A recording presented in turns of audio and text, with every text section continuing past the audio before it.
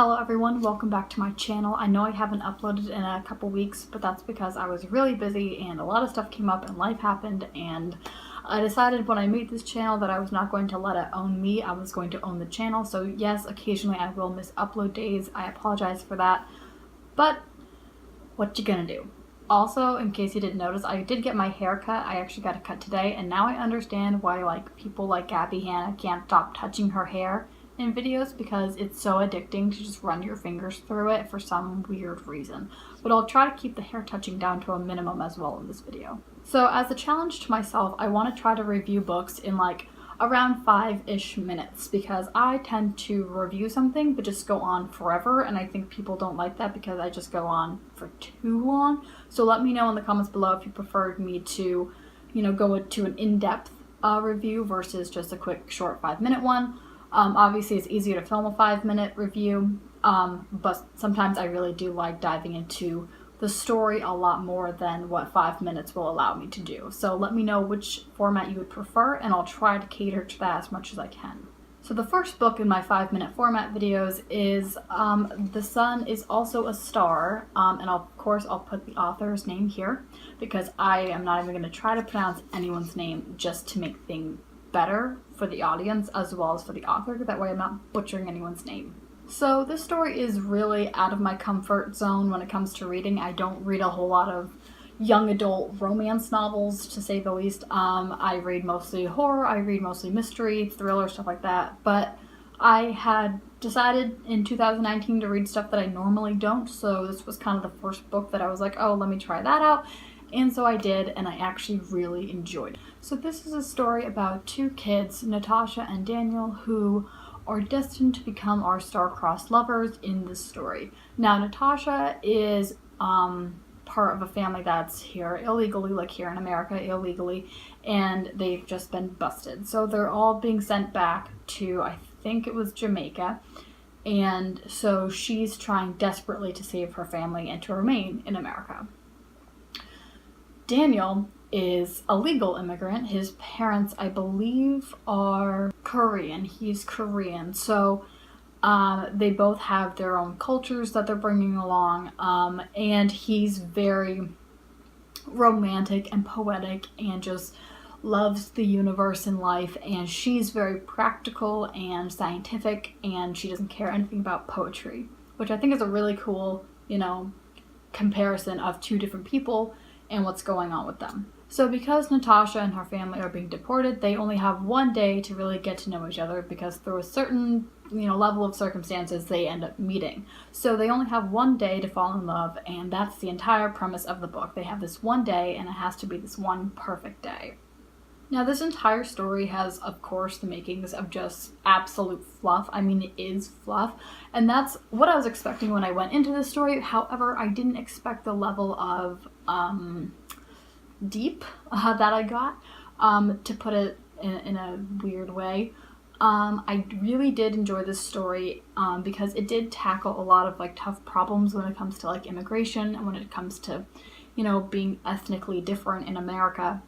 And she really captured it in a way that didn't make it too adult. It could still be understood and read by teenagers who do need to understand these problems, but it wasn't in a condescending way of oh, you would never get this. It was told so beautifully through the eyes of characters who were living this life every single day. I was also kind of surprised at how much information she was able to give to me as a reader, because the story only takes place over the course of one day. But she did it in a way that didn't make you feel rushed. Also, I have to talk about this a little bit, and then I think the review is going to be pretty much wrapped up, because talking about this section is going to be, it's going to pretty much sum up the entire book. Without spoilers, don't worry, there's not going to be any spoilers. But, it's what really hit home for me, and I think it's a very important message, even in such a fluffy, young adult book. And that is the whole idea that everything is connected. And I know that sounds like, okay, well, duh, everything is connected, no kidding. But the way she portrays it is so fascinating to look at. There's this one part at the beginning of the book when Natasha is going through the security at the immigration office. she has to like get her stuff scanned or whatever, and the one the one security officer is going through her stuff, you know, as they do, and she stops and she pauses and she's holding, I think it's a Nirvana phone case. I think Natasha has a Nirvana phone case, and the guard is just looking at it, and Natasha in her brain is thinking like, wow, she's just being super nosy, super creepy, she's just holding this phone, whatever. And then finally the guard gives it back and Natasha moves on. The next chapter is from the guard's perspective, and she explains why she was holding the phone, why she was looking at it, what was going on. And to me, it was so heartbreaking. And I'm just going to kind of sum it up really quickly and not give too much away, especially about this person's story, because there's a lot more to it. But basically, the guard would intentionally hold on to people's stuff a little bit longer just so they would notice her, because she went through her entire life just being insignificant and no one would ever pay attention to her. So the little bit of like happiness that she got a day was having someone at least make eye contact with her. And to me, people are like, I don't know, people are trash. I've worked, that sounds awful, let me explain. I've worked customer service pretty much every single job that I've had, and I can tell you right now that people are trash. Like, most of the time, people will not say hi to you, they won't smile. You are forced to be super pleasant to people who don't want to be pleasant back to you. It's a drag. It is a really tough job, and people don't give those who work customer service jobs credit enough, I don't think. Like, I was a waitress, you know, did all that kind of stuff, and man, there's a lot of miserable people out there. There's a lot of good people, don't get me wrong, but the majority of them just tend to see you as just, you're there. Like, you're just as lifeless as a machine that scans your items. Like, I don't know, it's crazy. And this story, I love how it showed that everyone has a different story to tell, and a lot of stories they just don't do that. Like, they'll write a character and they'll have the character acting weird or suspicious or whatever, and then they never get to explain later. Like, when they talk about the lawyer who Natasha goes to see and his whole story, and just with his family life. I don't want to spoil anything, but like how she describes his family life and how his, like, what he does affects everyone in his family.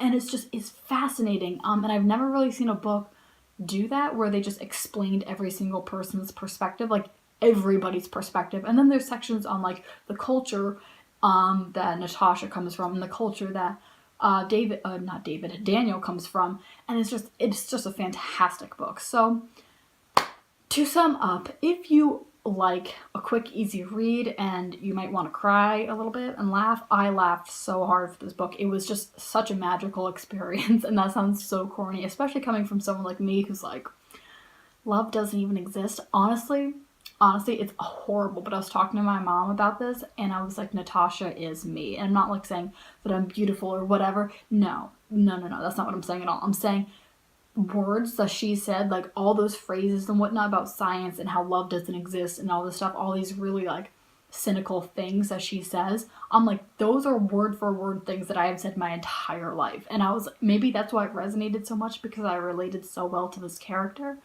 But it was just an amazing read. It was fantastic. I think I gave it 5 stars on Goodreads. It was just so good. So please check it out if you get the chance. So I think I hit and extended on my 5-minute mark, but that's okay. This is trial run number 1, so I'm just learning how to do this, so we'll see what happens from here on out. But I hope you guys enjoyed this video, and I will see you all very soon in the next one. Alright, bye.